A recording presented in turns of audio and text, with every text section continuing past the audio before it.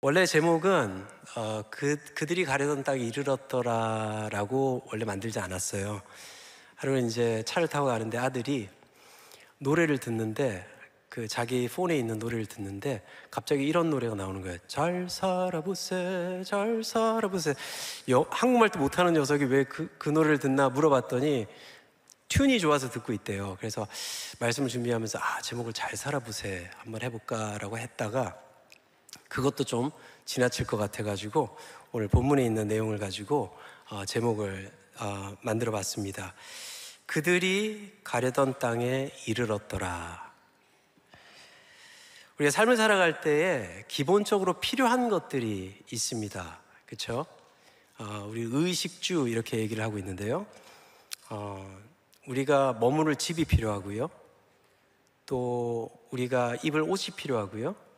또 배고플 때 배고픔을 또 채우기 위해서 음식이 필요합니다.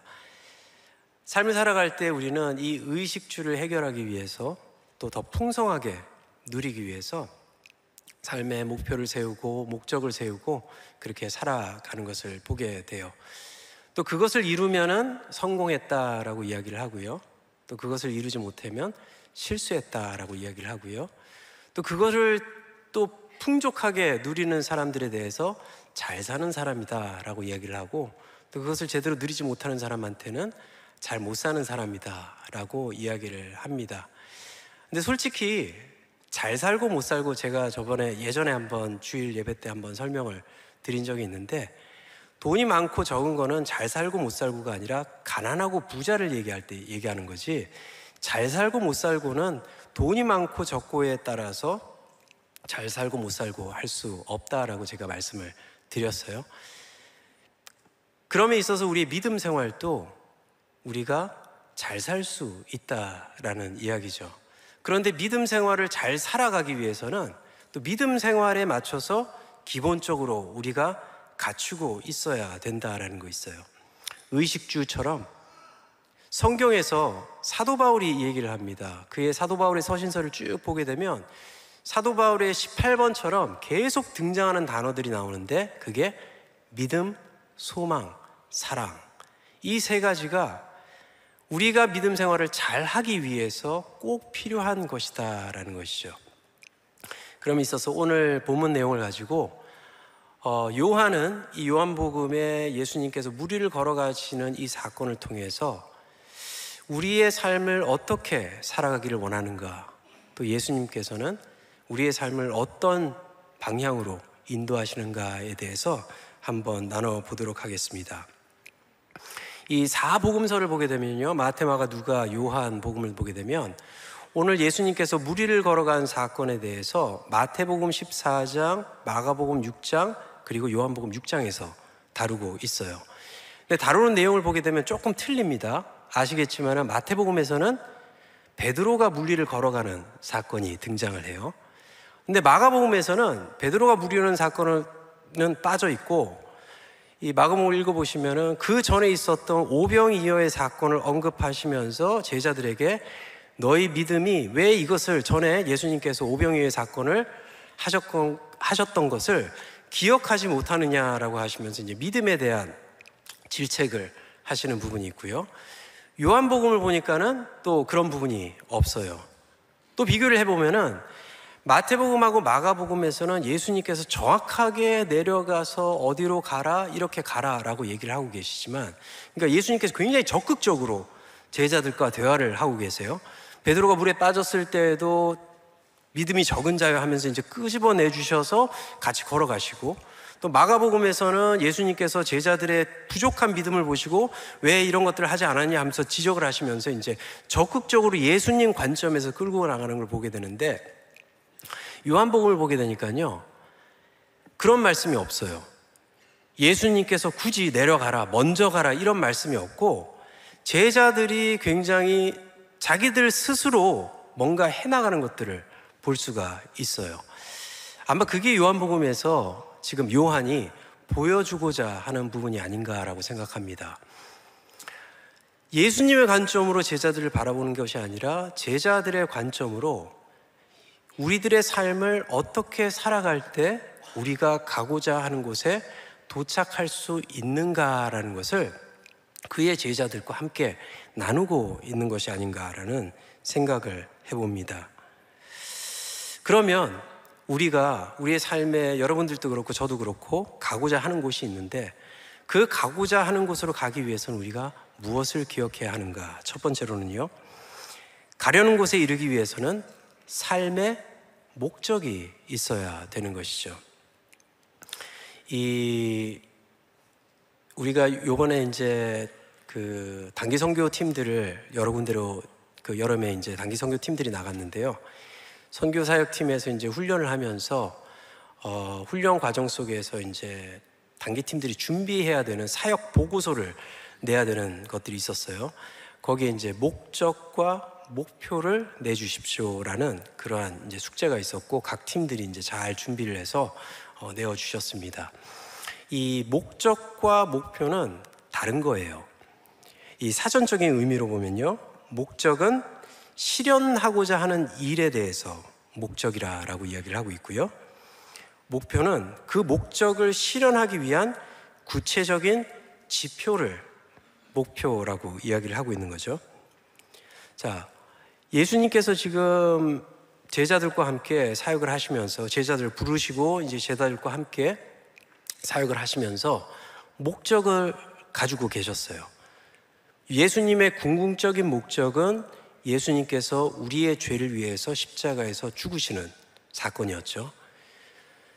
그 사건을 감당하시기 위해서 제자들을 불러주시고 또 제자들과 3년 반 정도를 함께 생활을 하시면서 그 십자가 이전에 많은 목표들을 두고 이제 제자들과 생활하신 것을 볼 수가 있어요. 제 얼굴이 너무 화나나요? 네, 감사합니다. 네. 자, 이러한 목적, 즉 하나님의 나라의 구현은 바로 목적이었던 것이죠. 근데 목표는 그것을 이루기 위해서 예수님께서 제자들과 무엇을 하셨냐라는 것이죠. 오늘 본문에도 그게 분명히 나타나고 있어요. 예수님께서 제자들과 함께 또 이 본문에서 보여주고 있는 그 목적은 그들이 가려는 곳에 도착하는 거예요. 그들이 가려는 곳은 단순히 지역을 이야기하고 있는 것이 아니라 예수님께서 그의 역사를 보여줄 하나님의 영광을 드러낼 그 장소, 비유적으로 이야기를 하고 있는 거고요. 거기에 도착하기 위해서 그 목적을 이루기 위해서 제자들과 목표를 세워서 진행을 하고 있는 장면이 지금 보여요. 먼저 제자들이 바다로 내려가야 돼요. 그게 목표였어요. 또 배를 타고 가버나움으로 가는 것이 그 목적을 이루기 위한 목표를 가지고 있었죠. 근데 우리가 목표를 생각하게 되면요, 두 가지 크게 목표가 있습니다. 하나는 측정이 가능한 목표가 있고 또 두 번째로는 측정하기가 힘든 목표가 있어요. 측정이 가능한 목표는요, 제가 이제 예를 들어서 이제 아들한테 야, 너 요번에 A 학점 맞아와야 돼. 애가 B 학점을 맞아왔어요. 그러면 공부를 안 한 거예요. 그렇죠? 그러면 공부해. 그 학점으로 측정을 할 수가 있어요. 우리 사업도 마찬가지인 것 같아요. 내가 이번 달에는 어느 정도를 벌겠다라는 목표 금액이 있으면 그 목표 금액을 위해서 열심히 일하고 아이디어를 짜고 해서 이제 목표를 이룹니다. 그 목표를 못 이루면은 못 이룬 것이고, 성과를 더 올라가면은 목표 이상의 성과를 낸 그 측정표가 있는 것이죠. 직분도 마찬가지예요. 직분도 저도 이제 전도사 생활을 하면서 신학교를 가고 전도사가 되어야지 전도사 그를 얻고요.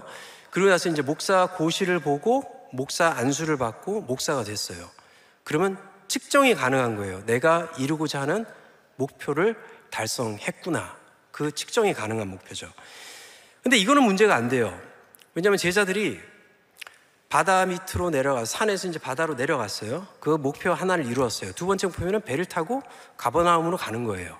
배를 타고 가고 있었어요. 그 목표를 이루고 있었어요. 근데 문제는 측정이 불가능한 목표 때문에 지금 어려움이 생기게 된 거예요. 그게 뭐죠? 측정이 불가능한 목표는 감정이에요. 감정적인 것은 우리가 측정을 못해요. 내가 기분이 좋다? 그걸 측정할 수 있어요? 기분이 좋은 거지 그걸 내가 숫자로 매길 수 있는 게 아니라는 얘기예요. 제가 한 번은 이제 이머전시를 간 적이 있어요. 갔는데 어디가 아팠냐 그건 나중에 물어보지 마시고 그냥 이머전시를 갔어요. 갔는데 이제 의사가 이런 얘기를 하더라고요. Scale of 1 to 10 How would you describe your pain? 이렇게 물어봐요. 1부터 10까지 해서 이제 아픈 거를 설명할 때 너 좀 설명을 해봐. 얼마나 아파 그걸 이제 숫자적으로 표현을 하라는 얘기예요. 근데 중요할 때마다 이렇게 불을 꺼주시면 마이크만 끄지 말아주세요. 네, 감사합니다. 네. 자, 스케일 오브 1 to 10. 야, 이걸 뭐라고 얘기해야 되지? 이 고통을 많이 참을 수 있는 사람은 솔직히 아무리 아파도 5가 될 수 있고 4가 될 수도 있어요. 그렇죠? 그래서 5라고 얘기하면은 야, 너 별로 안 아프니까 집에 가. 그럴 것 같고 또 10이라 그러면 갑자기 수술대로 올릴 것 같고 그래서 이게 막 고민을 하다가 7.5 이렇게 얘기를 하니까는 그러냐 하고 이제 약을 처방을 해주고 이렇게 검사해주고 이렇게 하더라고요. 그런 것들은 측정이 불가능해요. 그렇죠? 그리고 저 장로님 되게 좋으신 장로님이에요. 근데 좋다라는 걸 측정할 수 있나요? 측정 못해요. 측정 못하는 거예요. 이러한 감정적인 부분 또 우리가 측정 못하는 것들이 중요한 것이 이제 믿음이죠. 여러분들 믿음 측정할 수 있습니까? 제가 여러분들보다 믿음이 좋다라고 이야기할 수 없어요. 이건 측정 가능한 지표를 보고 그렇게 생각을 하는 거지. 목사니까 좋겠지 라고 측정이 가능한 것 때문에 직분 때문에 그렇게 그냥 상상을 하고 게싱을 하는 거지 솔직히 그것을 비교했을 때 하나님의 보시기에는 다른 측정표를 가지고 있다는 얘기예요. 근데 많은 경우 우리의 삶을 보면은 측정 가능한 것을 위해서는 열심히 살아가는데 이렇게 믿음과 같이 우리의 감정과 같이 성품과 같이 측정할 수 없는 것에 대해서는 우리가 신경을 그렇게 쓰지 않고 살아갈 때가 많이 있다라는 것이죠. 제자들의 목적은요, 그들이 가려던 땅이 있었어요. 그 길을 가고 있는데 풍랑을 맞이하게 됩니다. 이 배에 탄 제자들 12제자를 보면요, 어부들도 있었어요. 그렇죠? 이 바다에 대해서 아주 잘 알고 있는, 이 배를 어떻게 움직여야 되는지를 잘 알고 있는 제자들도 있었지만 보면은 뭐라고 얘기하죠? 두려움에 빠졌다라고 이야기를 하고 있어요. 이것은 마태복음이나 마가복음이나 똑같이 언급하는 부분이에요. 자, 예수님께서 왜 제자들을 요한복음에서는 그렇게 얘기하고 있지 않지만 다른 복음에서 그렇게 얘기를 하고 있기 때문에 왜 제자들 보고 먼저 가라고 했을까? 그 고민을 좀 많이 했어요. 왜 먼저 가라고 하셨을까? 예수님께서는 알고 계셨던 것 같아요. 얘네들이 앞으로 해야 될 것은 척척 해나갈 수 있겠지만은 문제는 어려움이 닥쳤을 때에 이것을 뚫고 갈 수 있을까? 이 측정이 불가능한 목표를 제대로 이루어 나갈 수 있을까? 그게 이제 제일 중요한 게 믿음이죠. 이 믿음을 올바로 세워나갈 수 있을까라는 그 생각을 가지고 계셨지 않을까 생각을 하게 됩니다. 그렇죠? 이 제자들의 삶을 보면요, 예수님께서 십자가에 못 박히셨을 때 다들 뿔뿔이 흩어졌어요. 자, 이런 것을 봤을 때 나의 믿음은 어떤가? 나는 지금까지 측정 가능한, 물론 목적은 다 알고 있어요. 그렇죠? 하나님의 나라예요.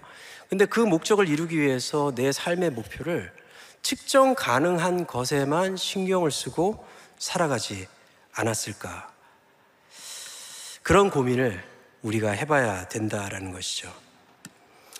삶의 목적과 이 목표, 특히 목표가 희미해질 때, 예전에 이제 어떤 유튜브를 봤는데요, 어떤 강사가 이 얘기를 하더라고요. 갱년기가 들어갔을 때 싶은 게 없어진대요. 자, 싶은 게 없어진대요. 하고 싶은 거, 먹고 싶은 거, 가고 싶은 거, 그런 것들이 점점 없어지면 갱년기에 들어가는 거래요. 저는 그래도 하고 싶은 게 아직 많아요. 그래서 갱년기는 아닌 것 같아요. 그걸로 이제 비교해 보면은.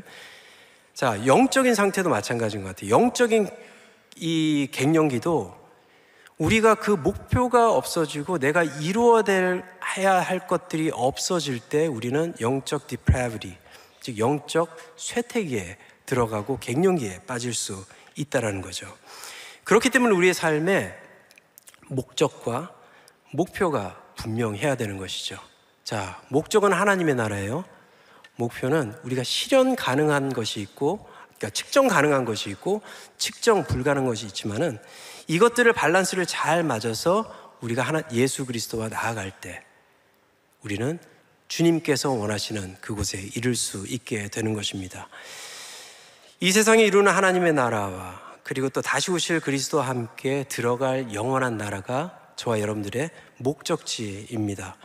그 목적을 나의 소망으로 두고 또 하나님의 목적, 또 그것을 위해 삶의 목표를 잘 세워 나아갈 때, 이 목표에도 이 밸런스를 세워서 목표를 세워서 나아갈 때에, 그럴 때 하늘의 복을 충만히 누리며 또 목적지로 우리가 가야 할 곳으로 이룰 수 있다라고 생각합니다. 이러한 삶을 살아가시는 저와 여러분들 되기를 간절히 축원합니다.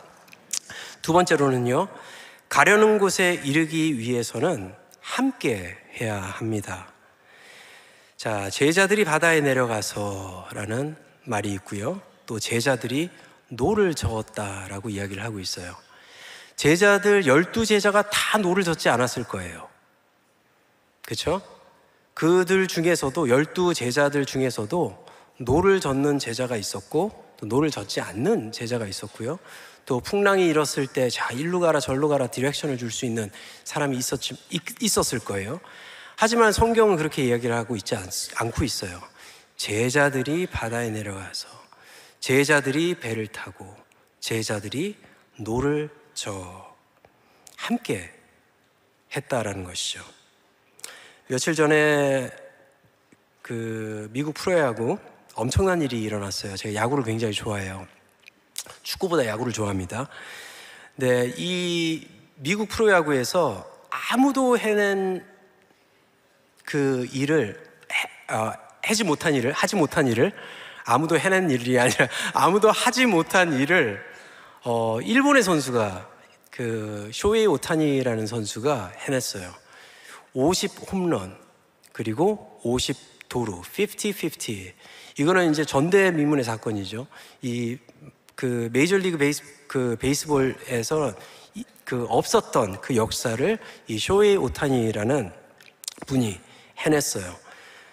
이 말씀을 준비하면서 50-50이었는데 말씀을 끝나고 나니까 52홈런에 53도루를 했더라고요. 계속 기록을 갱신해 나가고 있어요. 굉장한 선수예요. LA에서도 진짜 탁월한 LA 다저스에서 지금 선수 생활을 하고 있는데 이 선수로 인해서 이 프랜차이즈에 엄청난 영향을 믿게 됐고, 뭐 LA 다저스 원래 프랜차이즈에 이제 이름값을 하고 있었지만 지금 또 뭐 가을 야구라 그러죠. 포스트 시즌에 이제 들어갈 수 있게 됐습니다. 근데 이 그 플레이어들의 이제 스태티스틱을 이렇게 쭉 보니까 쇼헤이 오타니도 잘했지만 다 잘한 선수들이 많아요. 쇼헤이 오타니만 잘했다 해서 가을 야구로 들어갈 수, 포스트 시즌으로 들어갈 수 있는 게 아니라 선수들을 보니까 다 잘했더라고요. 그러니까 이 LA 다저스라는 팀이 포스트 시즌에 들어갈 수 있었던 것은 쇼헤이 오타니뿐만 아니라 그 팀원들이 함께 했기 때문에 이 가을 야구로 들어갈 수 있게 된 것이죠.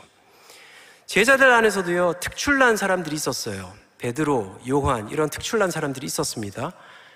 그런데 성경은 이 요한 자신을 더 드러낼 수 있었지만은 요한은 그렇게 설명하고 있지 않아요. 이렇게 특출난 제자도 있었지만은 제자들이 바다에 내려가서 제자들이 노를 저 이렇게 설명을 하고 있어요. 함께 하고 있었다라는 것을 말하고 있는 것이죠. 이런 명언이 있습니다. 만약 빨리 가고 싶으면 혼자 가고 멀리 가고 싶으면 함께 가라라는 이야기가 있어요. 믿음에 있어서 공동체는 서로를 보살펴주고 의지하는 역할도 있습니다. 하지만 그것보다 더 중요한 것은 목적지, 우리가 가려는 곳에 함께 가기 위해서 서로를 의지하고 도와주고 한다라는 것이에요. 우리가 가는 곳이 있다라는 얘기예요. 그곳에 도착하기 위해서는 빨리 가는 게 중요한 게 아니라 함께 갈 때 또 그 모습이 하나님께서 좋게 여기시는 모습이고 또 그 모습이 공동체가 가져야 하는 모습인 것이죠. 이 소셜 스터디에서 이제 우리 소셜 문화를 이야기할 때 동양의 문화를 컬렉티비즘이라고 얘기를 해요. 집단주의. 서양의 문화를 인디비주얼리즘에서 개인주의라고 이야기를 해요. 그렇죠? 자, 집단주의와 개인주의. 이 집단주의하고 개인주의가 중요한 게 뭐냐면은 이 개인주의와 집단주의를 통해서 우리는 우리의 정체성을 알게 되기 때문에 이 소셜 스터디에서는 굉장히 중요하게 여기고 있어요. 예를 들어서 이제 그 서양의 철학자 프로이드 같은 경우에는 아이가 부모에서 태어나서 어머니한테서 태어나서 독립을 하는 과정 속에서 정체성이 만들어진다라고 얘기를 해요. 그렇기 때문에 서양에서는 인디비주얼리즘이 굉장히 중요합니다. 내가 느끼고 내가 누리고 내가 배우고 내가 경험하고 이것을 통해서 내 자아가 만들어지는 거예요. 그래서 정체성을 독립을 통해서 깨닫게 되는 거예요. 근데 동양은 좀 틀려요. 동양은 우리가 중요해요. 그렇죠? 얼마 전에 이제 장을 보러 갔는데 아내가 아는 사람을 만났어요. 근데 이제 아내가 저를 소개할 때 우리 남편이에요 그러더라고요. 그래서 내가 아내가 한 명 더 이상이 있었나? 우리가 누구지? 그런 생각이 좀 이렇게 들 정도로 우리 남편, 우리 뭐 장로님들 소개할 때 우리 장로님이에요 이렇게 얘기하잖아요. 우리 아내예요. 또 우리 교회예요. 이 우리라는 단어를 굉장히 많이 씁니다. 그 이유는 우리는 집단 안에서 우리의 정체성이 만들어지기 때문이죠. 그렇기 때문에 우리는 공동체를 벗어나면은요 참 힘들어해요. 그런데 반면으로 단점도 있어요. 예를 들어서 우리가 개인주의에 대해서 굉장히 좀 안 좋게 얘기할 때도 있고 개인주의 너무 좀 이렇게 셀피시하다라고 얘기하지만 개인주의의 장점은 뭐냐면은 다 다양한 것을 인정해 주기 때문에 그것을 포용하는 데도 쉬워요. 그런데 집단주의의 단점은 뭐냐면은 우리라는 울타리가 굉장히 높기 때문에 조금만 다른 생각을 해도 저 사람 한국 사람 맞아? 뭐 이렇게 얘기를 해요. 넌 you're not in my family 뭐 이렇게 얘기를 한다던가. 자, 다른 것들을 포용하는 데 좀 약한 부분이 있어요. 그게 이제 공동체에서 나타난 어려움 또 위험성이 될 수도 있다라는 것이죠. 여러분들 생긴 것도 다 다르잖아요. 옆에 분들 한번 보세요. 다 다르죠? 뭐 우리 부부는 사랑하면 닮는다라고 하는데 안 닮으신 분은 사랑을 조금 덜 하셔서 안 닮으신 것 같고요. 사랑하면 닮는다 그래요. 자, 아무리 닮아도 또 아무리 다르게 생겨도 우리는 서로 한 가족이라고 생각하고 그리스도의 십자가 안에서 하나가 됐다라는 것을 우리가 믿고 또 그 은혜를 기억할 때 다른 것들을 받아줄 수 있다라는 것이죠. 제 딸이 이제 G1을 받았어요. 좀 늦게 받았어요. 대학교 3학년인데 솔직히 라이센스를 받는 걸 저는 좀 원치 않았어요. 왜냐면 이제 운전하고 나간다고 막 그럴까봐 좀 걱정이 돼서 그래서 이제 G1을 받고 이제 운전 연습을 시켜주는데 제 아내가 연습을 시켜줄 때는 제 아내 스타일로 하고 제가 또 연습을 시켜줄 땐 제 스타일로 가르치는 거예요. 그러니까 애가 너무 힘들어요. 아니 엄마는 이렇게 얘기했는데 나는 밟어 막 이러거든요. 좀 달려봐. 밟어. 답답해 막 이러고 아내는 50이면은 40으로 달려. 막 40이면 30으로 달리고 조심조심해서 이런 상황에서 이제 하루는 이제 아이하고 이제 뭐 픽업하러 가는데 야 네가 운전해봐 이제 키를 줬어요. 처음에 이제 가다가 제가 막 짜증이 나더라고요. 좀 60이면 60 딱 맞춰서 달려야지 60에서 50으로 달리고 막 이러니까는 막 뒤에 차들도 밀리고 막 그래요. 그래서 좀 막 이렇게 잔소리를 했더니 애가 싫어해요. 그러더니 막 나가겠다고 You drive 하면서 막 그래요. 그래서 안 되겠다. 뭐 내가 운전하는 게 더 편하죠 솔직히. 그래서 이제 한번 맡겨보자. 맡겨봤는데 잘해요. 잘해.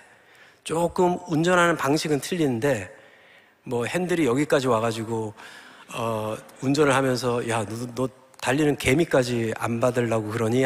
이제 그런 농담도 했는데 아무튼 잘해요. 맡기니까 잘해요. 간섭도 가리키기 위한 간섭은 괜찮은데 그 이상이 되면은 간섭이 된다는 얘기죠. 우리 가정 안에서도 그런 것 같아요. 공동체 안에서도 그런 것 같아요.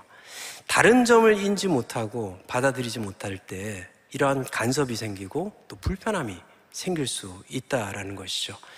우리가 이런 것들을 받아들이고 이 이웃의 또 가정 멤버의 부족한 부분을 나의 강점으로 채워줄 수 있는 이러한 마음이 있다면 그 공동체야말로 건강하게 서나갈 수 있는 공동체라고 생각합니다. 제자들도 그랬어요. 자, 제자들이 배를 타고 제자들이 노를 저어 제자들이 함께 두려워했다.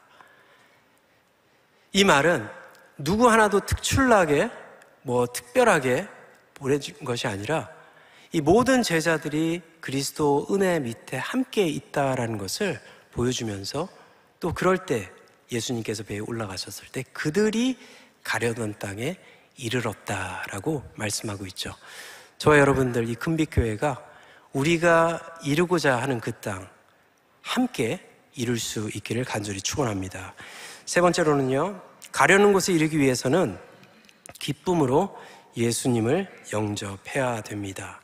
마지막 구절이죠. 기뻐서 배로 영접하니 배는 곧 그들이 가려던 땅에 이르렀더라. 자, 예수님을 영접하는 것이 무엇인가 고민을 참 많이 해야 됩니다.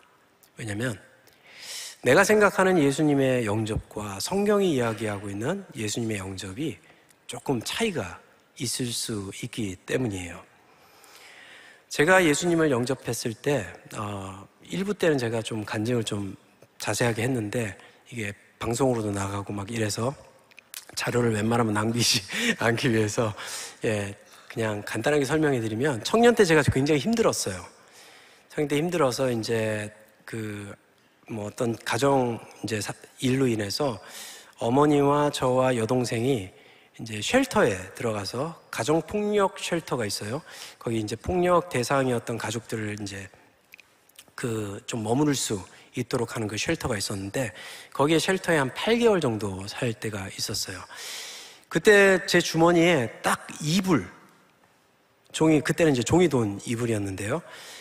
그래서 그때를 기억하면서 제가 종이돈 이불 2개를 지금 제가 이제 가진 것이 없기 때문에 제 자녀들한테 남길 재산은 그 4불밖에 없어요. 이불짜리 2개를 전달해 주면서 제 이야기를 이제 얘기를 했거든요. 그래서 이거 기억해라 하면서 이제 주려고 해요. 아무튼 그 이불을 가지고 이제 쉘터에 들어갔어요. 쉘터에 들어갔는데 이제 거기서 8개월 동안 사는 게 쉽지 않죠. 일주일에 거기서 이제 용돈이 나오는데 20불이 나와요. 세 가족에 20불이 나오는데 이제 어머니가 거기서 11조 떼시고 헌금 떼시고 그리고 저는 거기서 담배값 떼고 막 그때 청년 때였기 때문에 막 이렇게 떼고 하다 보니까 남는 것도 없어요. 제 담배값이 헌금보다 더 들어갔을 거예요 아마. 그렇게 이제 생활을 하면서 예수님께서 제 삶을 만져주기 시작했어요. 불행 중 다행인 것은 제가 그때 진짜 가난했어요. 심령으로도 가난했고, 왜냐면 불평도 많았지만 막 그런 상황 속에서 이제 인생의 바닥을 치는 듯한 느낌도 있었고요. 심령적으로도 가난했지만 진짜 이 물질적으로도 엄청 가난했어요. 그런 상황에서 이제 그 성경 말씀, 심령이 가난한 자는 복이 있나니 천국이 저희 것이며 라는 그 말씀 얻게 되었고, 또 그 상황 속에서 하나님께서 제 삶을 만져주기 시작했는데 솔직히 가진 게 없으니까 쉽더라고요. 아주 그냥 밑바닥에서 시작하니까는 하나님께서 내 삶을 만져주시는데 이 주님을 영접한다라는 것은 단순히 그냥 우리 집의 안방에 주님이 들어와서 앉아 계신 게 아니라 집 전체를 레노베이트를 하기 시작하시더라고요. 건물을 부시고 새로 짓고 방을 하나님께서 원하시는 그 구조대로 만들어 나가시는데 솔직히 저는 그렇게 어렵지 않았어요. 왜냐면 가진 게 너무 없었기 때문에. 그런데 문제는 제가 하나씩 갖기 시작하니까 문제가 생기기 시작하더라고요. 내 삶에 소유가 생기고 또 그러다 보니까 내가 원하는 삶의 목적이 생기고 또 내가 가고자 하는 방향이 생겨요. 왜? 삶에 생기기 때문에. 내가 기억지 못했던 것은 주님께서 레노베이션 해 주신 그 토대 안에서 내 삶을 세워야 되는데, 그렇지 않고 주님이 내 삶을 세워주신 것에 내 것을 또 세우려고 하다 보니까는 주님의 것이 하나씩 하나씩 없어지기 시작해요. 그러다 보니까 어떻게 돼요? 내가 가고자 하는 방향하고 하나님께서 가고자 하는 방향이 달라지게 됐다라는 거예요. 예수님을 영접한다라는 것은요, 주님을 내 삶의 주인으로, 그렇기 때문에 주님이죠. 예수님을 내 삶의 주인으로, 그 주인이라는 것은 그냥 안방에 들어와 있는 것이 아니라 내 삶의 집을 완전히 바꿔주실 수 있도록 허용을 하는 것이 예수님을 영접한다라는 이야기죠. 빌립보서 4장 4절부터 7절까지 말씀인데요, 우리 함께 봉독해 보도록 하겠습니다. 시작.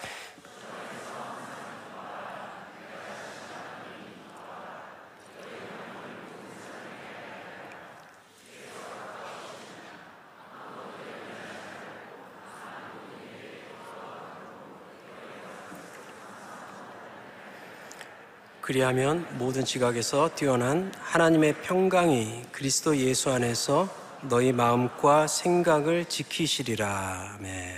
자, 하나님의 평강이 그리스도 예수 안에서 너희 마음과 생각을 지키신다.